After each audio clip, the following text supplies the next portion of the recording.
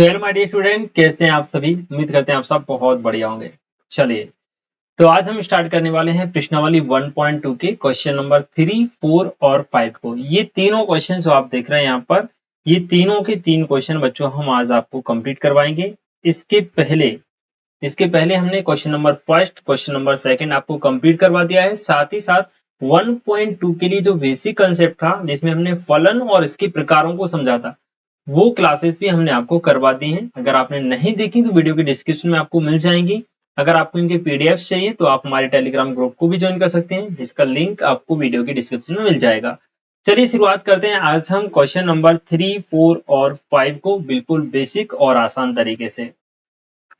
देखिए भाई, question number 3 आपसे क्या पूछ रहा है। सिद्ध कीजिए कि एफ एक्स बराबर बॉक्स एक्स द्वारा प्रदत्त महत्तम पूर्णांक फलन F such that R to R ना तो एकेकी है और ना ही आच्छादक है, जहां बॉक्स एक्स एक्स से कम या उसके बराबर महत्तम पूर्णांक फलन महत्तम पूर्णांक को निरूपित करता है। देखिए, क्वेश्चन बहुत सिंपल सा है, बहुत आसान है, लेकिन थोड़ी एक छोटी सी चीज आपको इसके लिए समझनी पड़ेगी।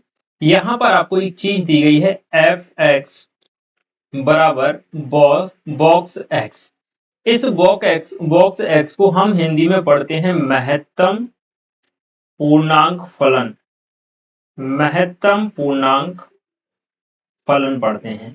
इसका मतलब क्या होता है भाई, ये जो बॉक्स एक्स है एक प्रकार की मशीन है।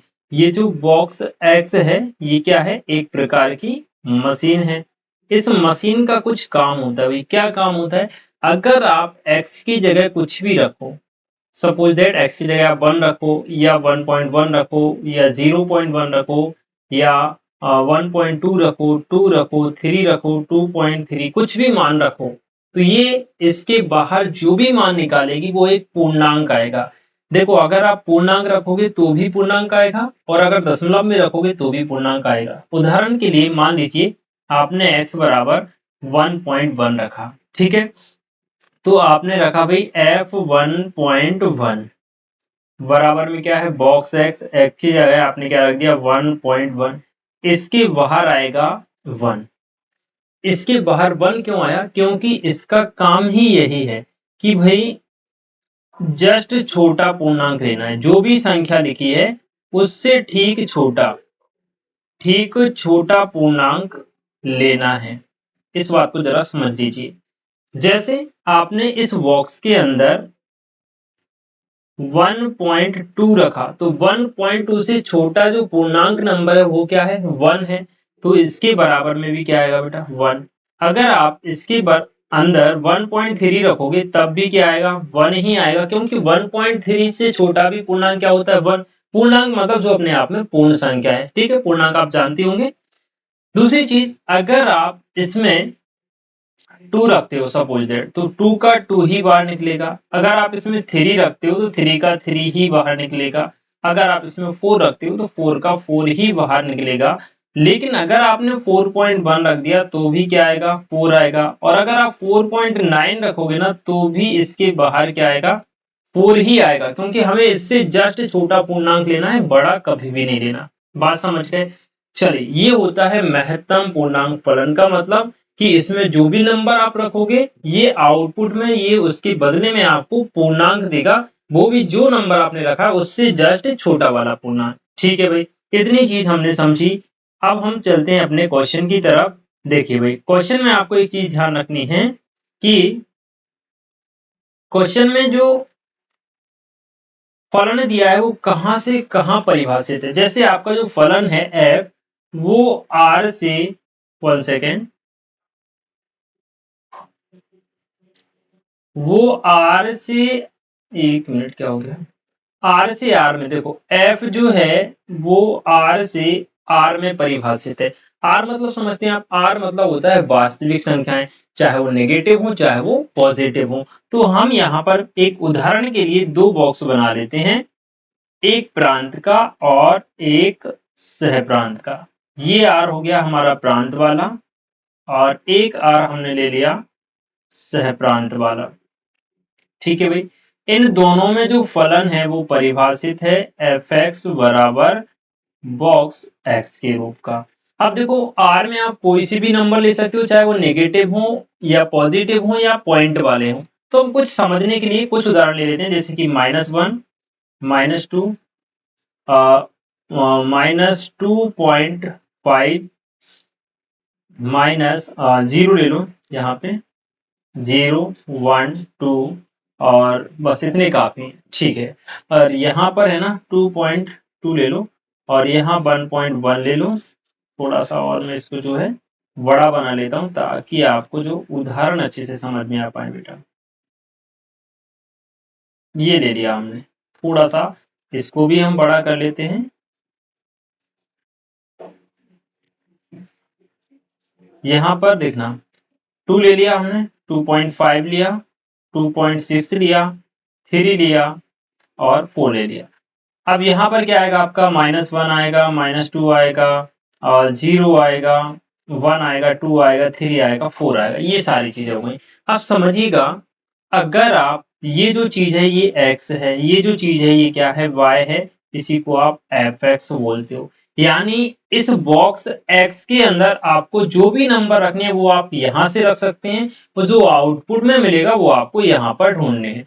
सपोज दैट आप यहाँ पर लिखेंगे। हाँ, एक चीज और मैं आपको बता दूं, इस क्वेश्चन में आपको वो तरीका नहीं लगाना है जो अभी तक हम करते आए हैं। जैसे कि हम लिखते थे माना fx1 बराबर fx2, मान के नहीं चलना, वो ऑटोमेटिक प्रूफ हो जाएगा। कैसे होगा देखिएगा। तो सबसे पहले आप लिखेंगे एकैकी के लिए, एकैकी। तो यहाँ पर आप एक चीज मानना बेटा, माना x1 बराबर आप ले लो 1.1, ठीक है, और x2 बराबर आप ले लो 1.2। ध्यान से समझिए जरा। देखो x1 बराबर हमने क्या लिया 1.1, और यहाँ एक नंबर और ले लो आप 1.2, 1.2 ले लो, बस इतने से हमारा काम हो जाएगा।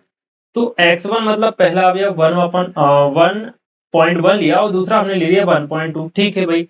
अब यहाँ से क्या होगा, जब आपने x1 और x2 के मान निकाले तो आप fx1 भी निकाल सकते हो। fx1 का मतलब कितना हो गया, आप देखना बेटा, fx1 का मतलब हो गया बॉक्स 1.1, और जब ये बाहर निकालेगा तो इससे छोटा पूर्णांक क्या आएगा, 1।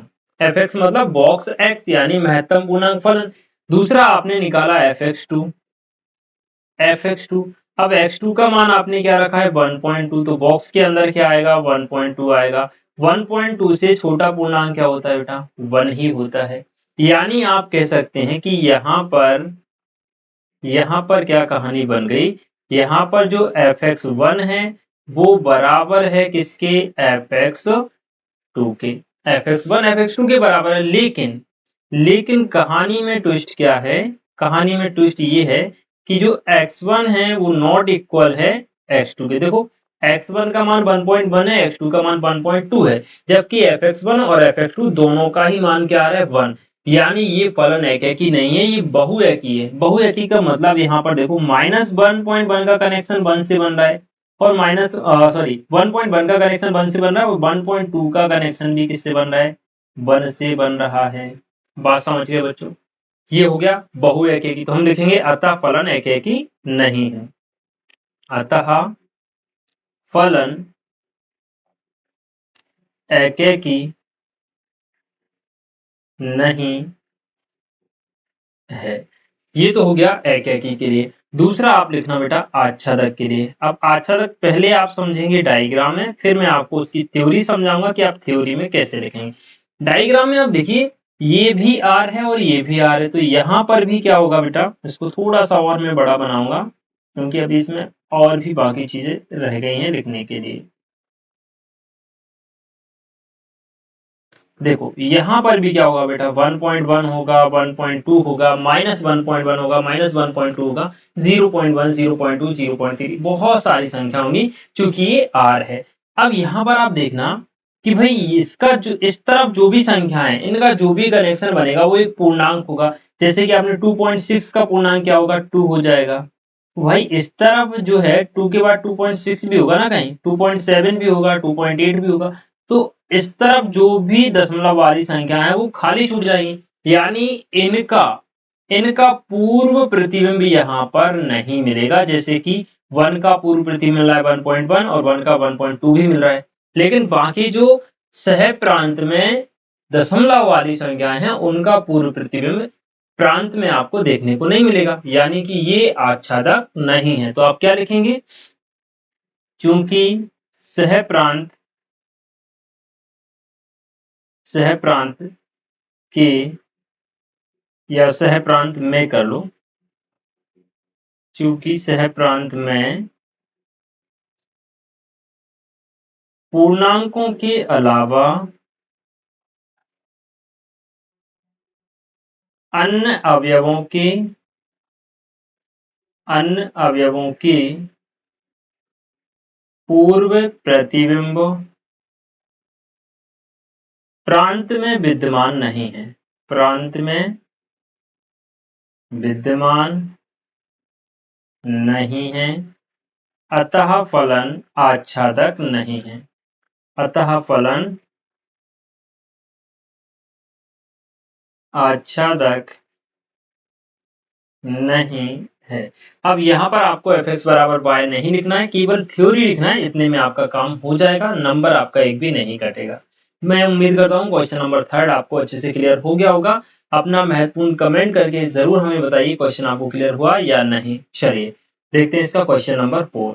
क्वेश्चन नंबर 4, सिद्ध कीजिए कि fx बराबर mod x द्वारा प्रदत्त मापांक फलन R2R ना तो एक ही है ना ही आच्छादक है, जहां mod x बराबर x यदि x धन या शून्य है तथा mod x बराबर -x यदि x ऋण है। चलिए क्वेश्चन बिल्कुल पिछले क्वेश्चन की तरह है, ये भी बहुत ही इंटरेस्टिंग सा क्वेश्चन होने वाला है, तो इस क्वेश्चन को ध्यान से समझिए। देखिए भाई, सिर्फ एक ही चीज समझ लो आप कि इसमें काम की चीज है ये mod x, इसका मतलब होता है ये भी एक प्रकार की मशीन है भाई, और इस मशीन का काम है, इस मशीन का जो काम है बच्चों वो क्या है? संख्याओं को धनात्मक बनाना। इस मशीन का क्या काम है? संख्याओं को धनात्मक बनाना। बहुत अच्छा काम करती है मशीन। जैसे कि इस मोड के अंदर अगर आपने -1 रखा तो ये +1 आपको दे देगी, अगर आपने इसके अंदर +1 रखा तो भी आपको 1 ही देगी, अगर आपने -10 रख दिया तो आपको +10 देगी, +10 रखोगे तो भी प्लस का ही 10 आएगा। यानी मोड के अंदर आप जो भी नेगेटिव नंबर रखोगे उसका पॉजिटिव वैल्यू आपको मिल जाएगा। ठीक है, तो बस इतना सा इसका काम है। अब यहाँ पर हो क्या रहा है भाई? यहाँ पर हो ये रहा है कि ये जो फलन है वो R से R में परिभाषित है, इसलिए हम 2 R के बॉक्स बना लेते हैं, और यहाँ पर थोड़ा सा बॉक्स मेरे से ठीक नहीं बन रहा है, बट आप लोग समझो बस, है ना, बॉक्स पर ज्यादा ध्यान नहीं देना। ये भी R है, ये भी R है। आपका जो फलन f है वो इस प्रकार से है कि fx बराबर mod x आपको दिया है। अब देखो x r है, r मतलब नेगेटिव वाली भी संख्याएं आएंगी, पॉजिटिव भी आएंगी, परिमेय पॉइंट सारी संख्याएं जाएंगी, तो हम कुछ नेगेटिव ले लेते हैं बस, -1 -2 -1 0 1 2 3, बस ठीक है ना। यहाँ पर भी हम ले लेते हैं -2 -1 0 1 2 3 4 5, बस इतना काफी है। अब देखो एकैकी के लिए हमें क्या लिखना पड़ता है कि प्रांत के प्रत्येक अवयव का सह प्रांत में एक ही प्रतिबिंब होना चाहिए। अब देखो अपने पास मशीन है mod x, ये सारी x की वैल्यूज हैं, ये सारी y की वैल्यूज हैं। अब सुनिएगा, अगर आपने मॉड के अंदर -2 रखा तो आपको रिजल्ट मिलेगा +2, और अगर आपने मॉड के अंदर +2 रखा तो भी रिजल्ट क्या मिलेगा? +2। मतलब इस -2 का जो प्रतिबिंब है वो भी क्या है बच्चों? इस -2 का जो प्रतिबिंब है वो भी प्लस का 2 है, और प्लस के 2 का प्रतिबिंब भी क्या हो रहा है? प्लस का ही 2। यानी कि दो प्रांत के दो अवयवों का एक ही प्रतिबिंब मिल रहा है, अर्थात ये एकैकी फलन तो नहीं है। ऐसे ही अगर आप -1 रखोगे तो भी प्लस का 1 आएगा, और +1 रखोगे तो भी प्लस का 1 आएगा, यानी -1 और +1 दोनों का ही एक पूर्णांक होगा प्लस का 1।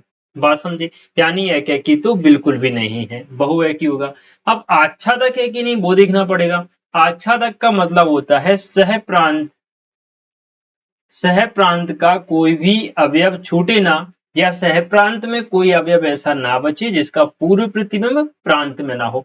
अब यहाँ पर हो क्या रहा है? देखो आपके पास y जो है या fx जिसको हम कहते हैं वो mod x के रूप का है, तो y बराबर x की जगह आप कुछ भी रखो, -2 रखोगे तो y का मान क्या आएगा बेटा? प्लस का ही 2 आएगा ना।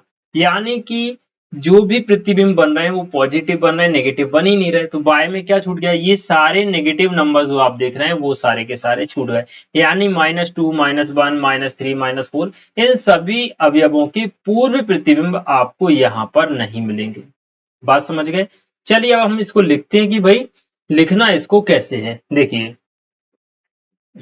सबसे पहले आप लिखेंगे एकैकी के लिए, चाहे तो आप ये डायग्राम भी इसमें बना दें, कोई दिक्कत नहीं है।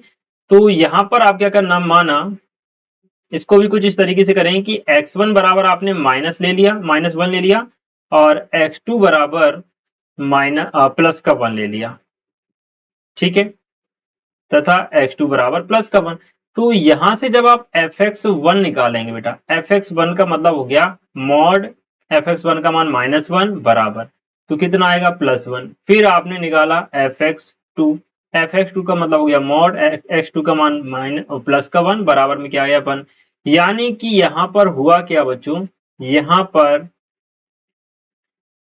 fx1 बराबर आ गया fx2 के, क्योंकि दोनों का ही मान +1 है। बात समझ गए।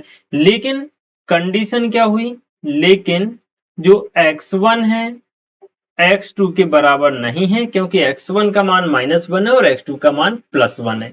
ठीक है, इसका मतलब फलन एकैकी नहीं है, इसका मतलब फलन एकैकी नहीं है, नहीं है।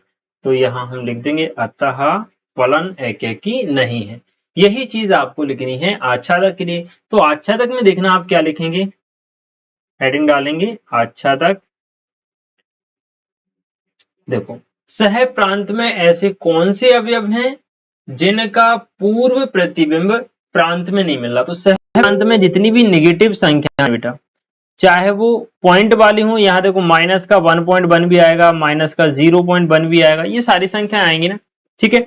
तो नेगेटिव वाली चाहे वो पॉइंट वाली हो चाहे पूर्णांक हो, नेगेटिव वाली जितनी भी सह प्रांत में संख्याएं हैं या सह प्रांत की जितनी भी ऋणात्मक अवयव हैं, उन सभी के पूर्व प्रतिबिंब हमको प्रांत में नहीं मिल रहा है। तो हम लिखेंगे सह प्रांत के,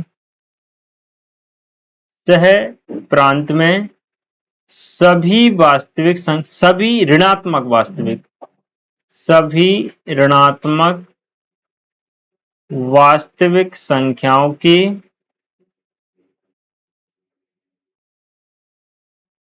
पूर्व प्रतिबिंब प्रांत में विद्यमान नहीं है, प्रांत में विद्यमान नहीं है, अतः फलन आच्छादक नहीं है, अतः फलन आच्छादक नहीं है।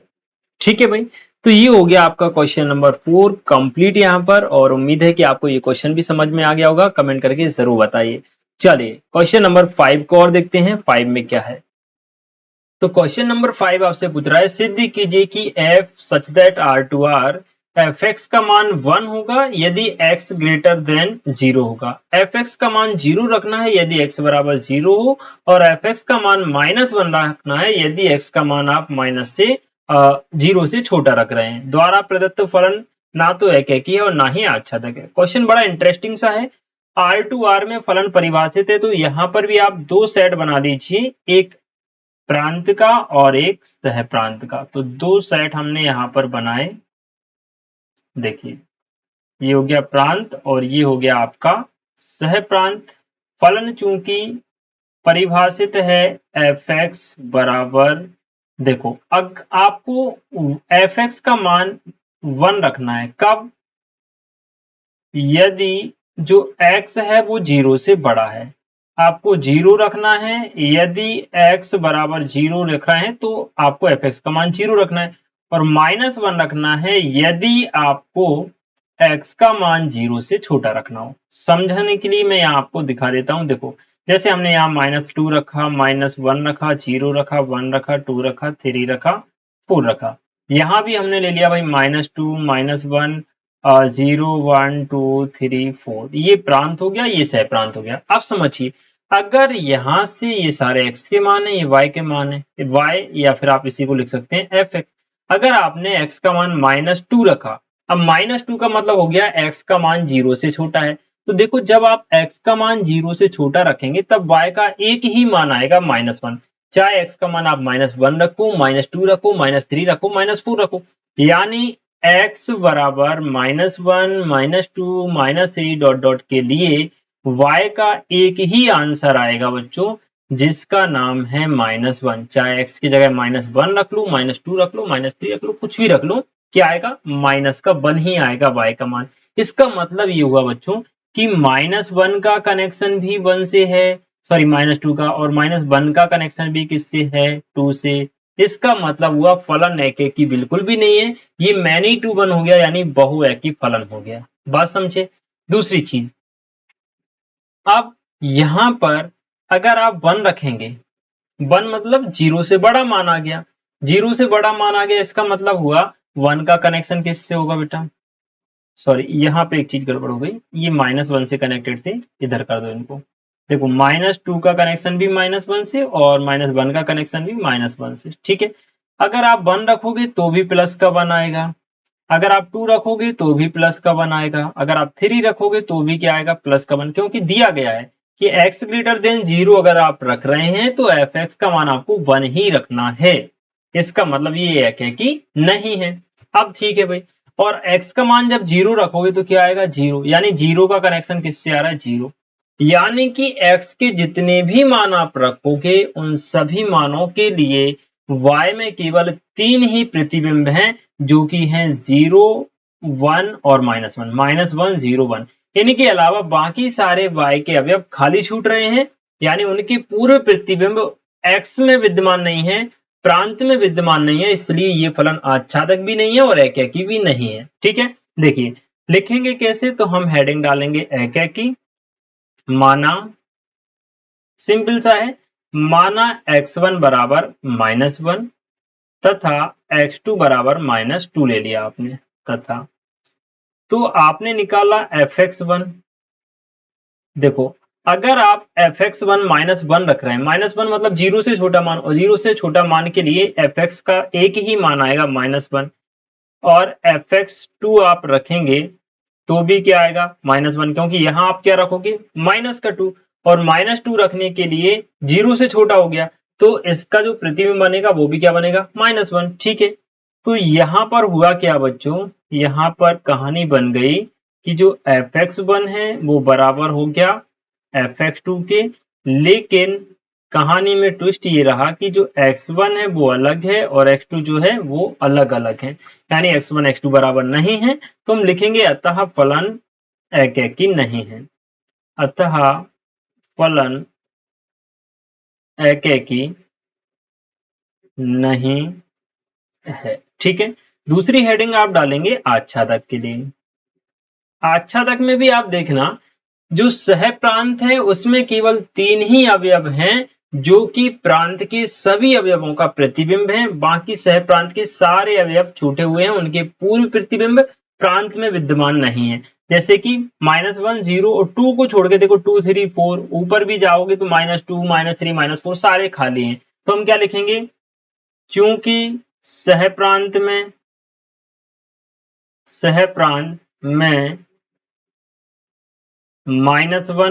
0, 1 के अलावा अन्य सभी अवयवों के पूर्व प्रतिबिंब प्रांत में विद्यमान नहीं है, प्रांत में विद्यमान नहीं है, अतः फलन आच्छादक नहीं है, अतः फलन आच्छादक नहीं है। ये हो गया आपका क्वेश्चन नंबर 5 यहाँ पर कंप्लीट। क्लियर हुआ बच्चों? चलिए, तो आज की क्लास में हमने क्वेश्चन नंबर 3, 4 एंड 5 ये कंप्लीट कर लिए, और इनका अगर आपको पीडीएफ चाहिए तो आप हमारे टेलीग्राम ग्रुप पे जुड़ जाएं, उसको ज्वाइन कर लें, वीडियो के डिस्क्रिप्शन में आपको लिंक मिल जाएगा, उस पर हम आपको ये पीडीएफ डाल देंगे, तो वहां से आप इसको देख सकते हैं। चलिए मिलते हैं अगली वीडियो में आपके लिए अगले क्वेश्चन के साथ, तब तक के लिए खुश रहें, मस्त रहें, बाकी कमेंट करके जरूर बताएं क्लास कैसी लगी। जय हिंद।